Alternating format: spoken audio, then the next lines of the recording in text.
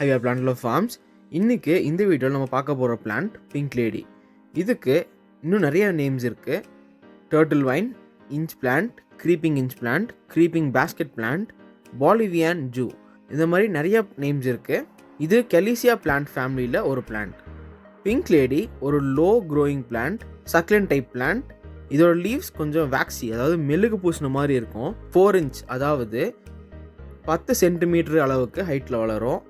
Callisia plants நிறைய கலர்ஸில் இருக்குது. பட் இந்த பிங்க் லேடி Callisia இல்லைனா Callisia repensens கலர் இதுதான்.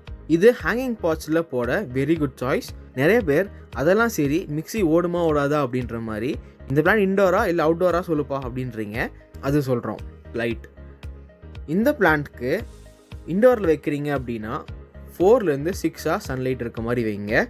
லோ லைட்டில் வச்சா லீவ்ஸில் கலர் இருக்காது, க்ரீன் ஆகிடும். நம்ம ஃபார்மில் இப்படி ஒரு பிளான்ட் இருக்குது, அது காமிக்கிறேன் பாருங்கள், எப்படி இருக்குன்னு பாருங்கள். பட் அவுட்டோரில் வச்சிங்கன்னா நல்ல கலர் இருக்கும். அதுக்குன்னு பிரைட் டைரக்ட் சன்லைட்டில் வச்சிங்கன்னா லீவ்ஸ் பர்ன் ஆயிரும். ஸோ பிரைட் இன்டைரக்ட் சன்லைட்டில் வைங்க.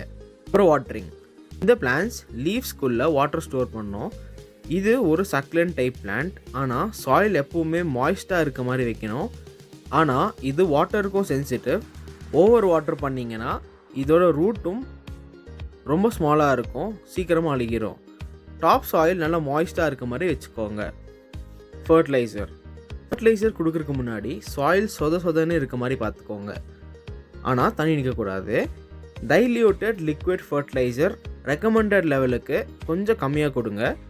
ஆனால் உங்கள் பிளான்ஸ் ரீசெண்டாக ரீபாட் பண்ணியிருந்தீங்க, அதாவது சமீபத்தில் நட்டு வச்சுருந்தீங்க, இல்லைனா பிளான்ட்டில் ஏதாச்சும் ப்ராப்ளம் இருக்குன்னா ஃபர்டிலைசர் கொடுக்காதீங்க.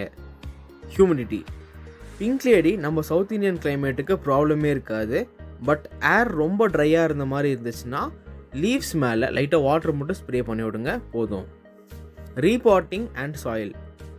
பிங்க் லேடி பிளான்ட்டை வருஷத்துக்கு ஒரு முறை இல்லைனா 2 வருஷத்துக்கு ஒரு முறை வேறு தொட்டியில், அதாவது வேறு பாட்டில் ரீபாட் பண்ணுறது நல்லது. அவுட்டோரில் இருக்கிறப்போ பிங்க் லேடி பிளான்ட் ஓவராக க்ரோ ஆகும். ஸோ அதுக்கு தகுந்த மாதிரி பிளான் பண்ணி பாட் சைஸ் வச்சுக்கோங்க. எந்த மாதிரி சாயில் இருந்தாலும் பிரச்சனை இல்லை, க்ரோ ஆகும். ஆனால் வெல் ட்ரெயின் சாயில் இருக்கணும், அதாவது தண்ணி நிற்காமல் இருக்க மாதிரி சாயிலாக வைங்க. ஏதாச்சும் ஸ்பெசிஃபிக் சாயிலாக சொல்லணும் அப்படின்னா சக்லன் சாயிலில் வைங்க, போதும். அடுத்தது ப்ரூனிங். இந்த பிளான்ட் ஸ்ப்ரிங் சீசனில் தாறுமாறாக வளரும். அதை கொஞ்சம் கட் பண்ணி சைஸ் கம்மி பண்ணி காம்பேக்டாக வைக்கிறது ரொம்ப முக்கியம். கட் பண்ணுறப்போ சிசர்ஸை நல்லா வாஷ் பண்ணிக்கோங்க, இல்லை க்ளீன் பண்ணிக்கோங்க.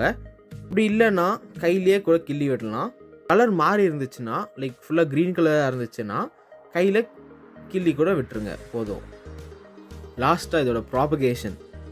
இந்த பிளான்ட் ப்ராபகேட் பண்ணுறது ரொம்ப ஈஸி. வீட்டிலே நீங்கள் அழகாக ஒரு செடி இருந்தால் இதிலேருந்து நிறைய செடி உற்பத்தி பண்ணிக்கலாம், நல்லா க்ரோ ஆகும். பிங்க் லேடி பிளான்ட் நல்லா வளர்ந்துருந்துச்சுன்னா அதில் ஒரு பஞ்ச் மட்டும் அப்படியே ரூட்டோடு ப்ளக் பண்ணி இன்னொரு சாயிலில் போட்டு வச்சுருங்க, அதுவே போதும், நல்லா க்ரோ ஆகும். ரூட் ஹார்மோன் பவுடர் அப்படின்னு ஒன்று இருக்குது, அது யூஸ் பண்ணிங்கன்னா ரூட்ஸ் நல்லா ஃபாஸ்ட்டாக க்ரோ ஆகும். சில நர்சரிஸில் அது யூஸ் பண்ணுவாங்க, நாங்கள் அது யூஸ் பண்ணுறதில்ல, பார்த்துட்டு யூஸ் பண்ணுங்கள். இந்த மாதிரி பிளான்ஸ் பற்றி நிறைய தெரிஞ்சுக்க, தெளிவாக கற்றுக்க Plantluv ஃபார்ம்ஸை ஃபாலோ பண்ணிக்கோங்க. இந்த பிளான்ட் மட்டும் இல்லாமல் இன்னும் நிறைய பிளான்ஸ் அப்புறம் காம்போ ஆஃபர்ஸ்லாம் வாங்க Plantluv ஃபார்ம்ஸை காண்டாக்ட் பண்ணுங்கள்.